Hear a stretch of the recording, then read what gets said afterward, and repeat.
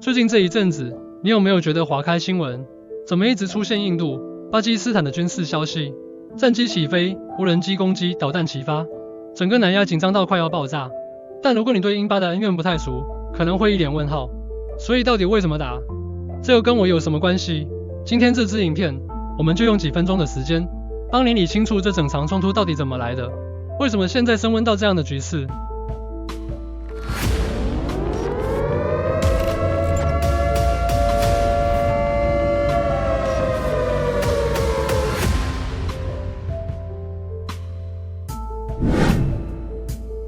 这段恩怨要从1947年讲起。当年英国撤出印度，把殖民地一分为二，一边是印度，一边是巴基斯坦。分界的标准是宗教信仰，印度是印度教为主，巴基斯坦则是穆斯林为主。但问题来了，中间有一个地方叫克什米尔，这地区大多是穆斯林人口，可是统治者却是印度教徒。他想加入印度，但当地民众不一定同意。结果怎样？两边都说这块地是自己的。从那时候开始，双方打过3次大战，无数小冲突。到现在，克什米尔被分成印控区跟巴控区，两边中间拉着实际控制线，士兵对峙，随时准备开火。你可以把它想象成台湾海峡对峙的陆地版本，两边都不愿退让，也都不想先低头。时间来到今年2025年4月22日，印度指控克什米尔地区发生一起恐怖攻击。地点就在一处旅游景点，至少28名平民在袭击中丧生，其中包括来自印度各地的24名印度游客。印度政府立刻指控这是巴基斯坦撑腰的恐怖组织 TLF 抵抗阵线所为，甚至点名幕后主谋是一位前巴基斯坦特种部队军官。TLF 是谁？简单说，是一个主张克什米尔独立的武装组织，从2019年以来活跃度大增，印度把它列为准恐怖组织，而巴基斯坦当然是否认到底，他们表示根本没参与。这是印度自己在转移国内压力，但不管真相是什么，这件事成为压倒骆驼的最后一根稻草。印度民间情绪爆炸，政府也不能再容忍。不到2周后，5月7日凌晨，印度正式发动新杜尔行动，出动战机、无人机，跨越边境直接攻击巴基斯坦境内以及其控制区域的9个据点，号称是恐怖分子藏身地。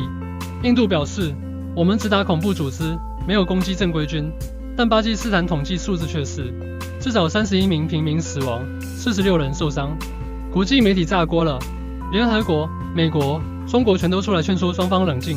新闻媒体也开始质疑，这样的打击会不会太超过？而巴基斯坦的回应也非常快速。不到24小时，巴基斯坦就宣布反击。他们声称击落了5架印度战机，包括3架标风高级战机，还打下25架无人机。同时，也对印度北部3座城市发射导弹与无人机。阿姆利则、斯利那加与昌迪加尔，印度防空系统成功拦截大部分攻击，但仍有几枚命中目标，造成平民伤亡与基础设施损坏。最夸张的是，据媒体报道，冲突高峰时，克什米尔上空曾同时出现超过120架战机对峙。这不是演习，是实打实的军事冲突。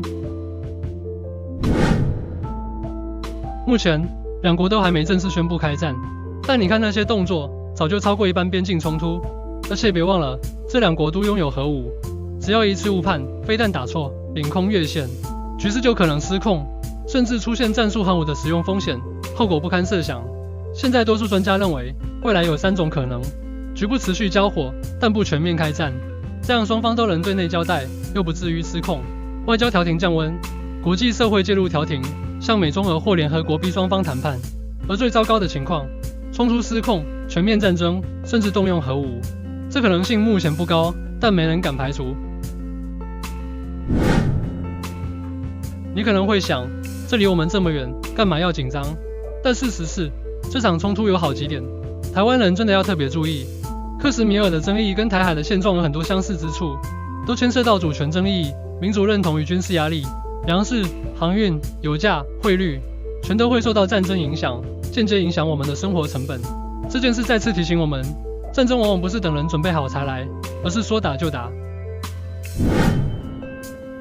所以问题来了，如果明天战争真的敲门，我们准备好了吗？